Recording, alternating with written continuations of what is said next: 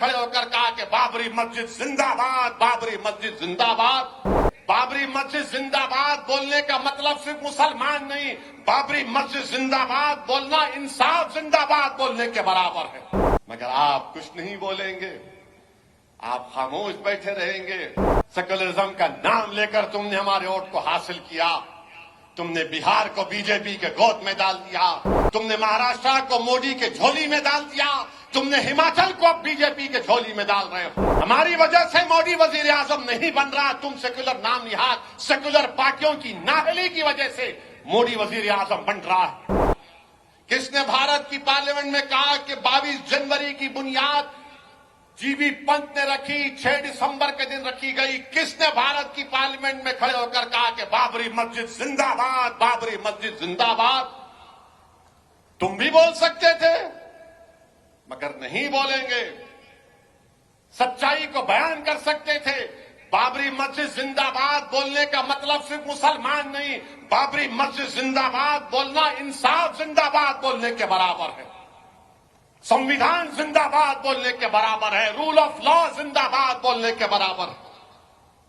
मगर आप कुछ नहीं बोलेंगे, आप खामोश बैठे रहेंगे और अक़लियतों से, दलितों से कहेंगे नहीं नहीं हम तुम्हारी लड़ाई लड़ेंगे। मेरे भाई, आज आप देख रहे हैं कि 5 साल में महंगाई आसमान को छू गई, आसमानों को छू गई महंगाई। मगर मोदी जी पूरे देश में जाकर बोल रहे हैं विकसित भारत, ये हो गया, फुला कर दिए, ये कर दिए। नौजवानों को ये फैसला लेना है, भारत का मुस्तकबिल नौजवानों का है। और नौजवानों याद रखो, जो आज 24 साल से लेकर 40 साल के दरमियान में नौजवान है, याद रखो यही 10-15 साल भारत के पास हैं। अगर तुमको नौकरी नहीं मिलेगी तो याद रखो 2050 या 55 से तुम्हारे पे बहुत बड़ी जिम्मेदारी देश पर आ जाएगी। इतने बूढ़े भारत में होंगे, इतने बूढ़े होंगे कि उन बूढ़ों को जिंदगी को बचाना फिर तुम्हारी जिम्मेदारी बन जाएगी। इसीलिए ये वक्त खो रहे हैं। चीन हमारी जमीन पर कब्जा करके बैठा है, चीन के खिलाफ कुछ नहीं बोलते, कोई नहीं बोलता चीन के खिलाफ। और लोग हमसे पूछते मजलिस क्या है? अरे मजलिस असली है, मजलिस हैदराबाद ओल्ड सिटी ऐसा, अरे ओल्ड सिटी में मजलिस असली है। फिर दूसरे क्या है? नकली है, चाइना का माल है। ये असली है, चीन पर कुछ नहीं बोलते और हमको गाली दी जाती है। कूद कूद कर बीजेपी के गोद में जाकर बैठ रहे हो। हम नहीं जा रहे हैं।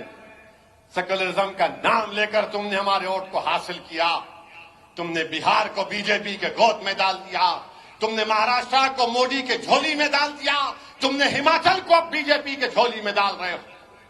हमारी वजह से मोदी वजीर आजम नहीं बन रहा, तुम सेकुलर नाम निहाद सेकुलर पार्टियों की नाहली की वजह से मोदी वजीर आजम बन रहा है।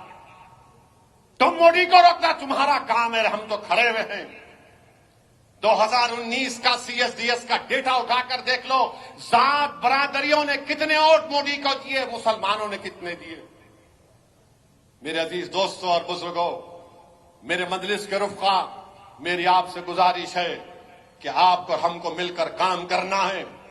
ये हैदराबाद की सीट ये सिर्फ मजलिस की नहीं है, ये भारत के गरीब और मजलूमों की एक आवाज है।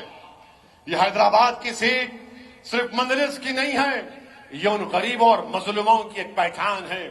ये हैदराबाद की सीट सिर्फ मजलिस की नहीं है, बल्कि भारत के उन गयूर लोगों की, उन बेबस लोगों की एक आवाज है जो चाहते हैं कि भारत की पार्लियामेंट में उनके जज्बात की तर्जुमानी करते रहे।